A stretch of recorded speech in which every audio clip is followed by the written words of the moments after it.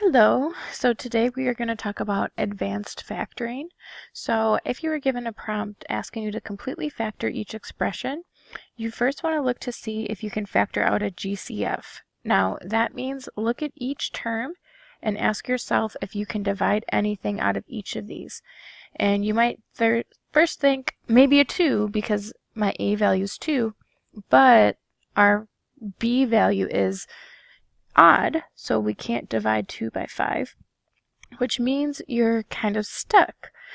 We can't do our regular trinomial factoring. So from here you have two options, either guess and check or bottoms up.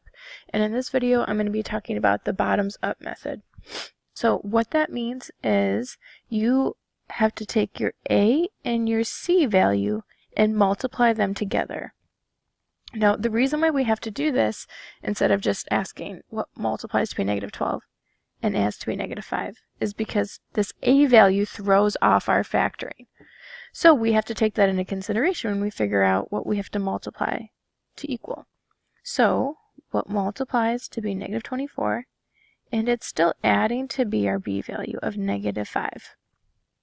So you think about those two numbers for a second, and you should come up with negative 8. And a positive 3. Now what I like to do is write them here, negative 8 and positive 3, and because, like we said, our A value messed up our normal factoring, we divide both of these by A. Okay? Now from here we look at both of our fractions and say, are there either of these that I can simplify?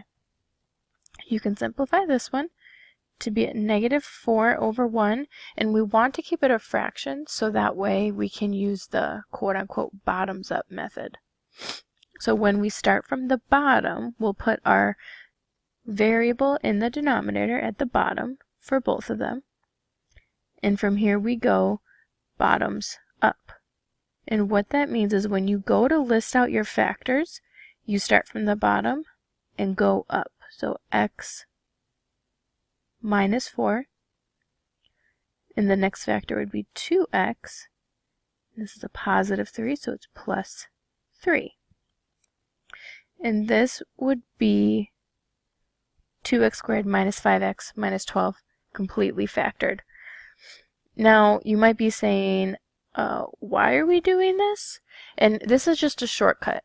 If you wanted the other mathematical way of factor by grouping or guessing and checking, that's totally fine. I can make a separate video for that, but this is a quick way to do advanced factoring. You'll just have to memorize the steps. Let's practice another one so you can kind of see if you got the hang of it.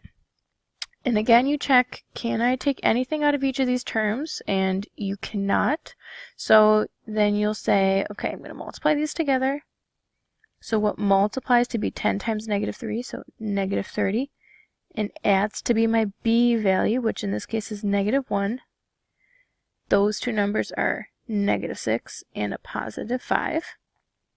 So from there, negative 6, positive 5, divide them by your A value, which in this case is 10.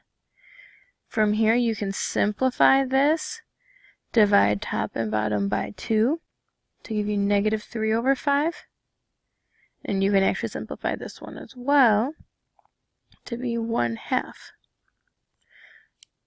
Okay, so from here we put our variable in the denominator and we go from the bottom up when we go to list out our factors. 5x minus 3 and 2x plus 1. That is how we would factor this one. Okay, notice how when we go to write our factors, we're using our simplified fractions. If you used unsimplified fractions, it would be mathematically equivalent, but not completely factored. Because if you left 10x, for example, if you left this as 10x plus 5, you can still factor out a 2. Or excuse me, you can still factor out a 5. So that's why we have to simplify it as much as possible. And now if you're wondering, like, I don't know if I did this right, you can always multiply it out distribute twice, 10x squared, 5x, negative 6x, negative 3, combine your like terms. Oh, and that matches what you started with, right? So if you're ever unsure, you can always multiply it out to see if it matches what you started with. All right, and then we're going to do one more, because I noticed some of us are struggling with a difference of two squares or how to identify it. So one last problem we could do would be 25x squared, I don't know, minus 49. Okay, so notice how there's only two terms, so we should first look and ask ourselves, can we take out a GCF?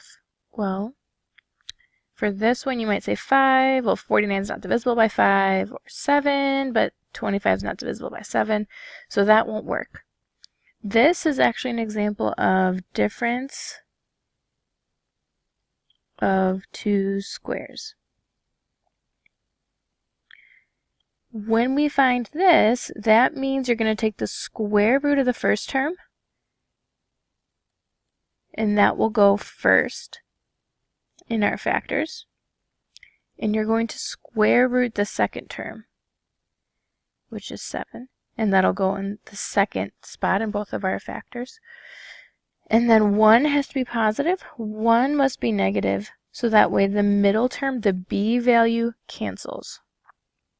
Okay, and this only works if you have two perfect squares with a minus in between, making it a difference of two squares.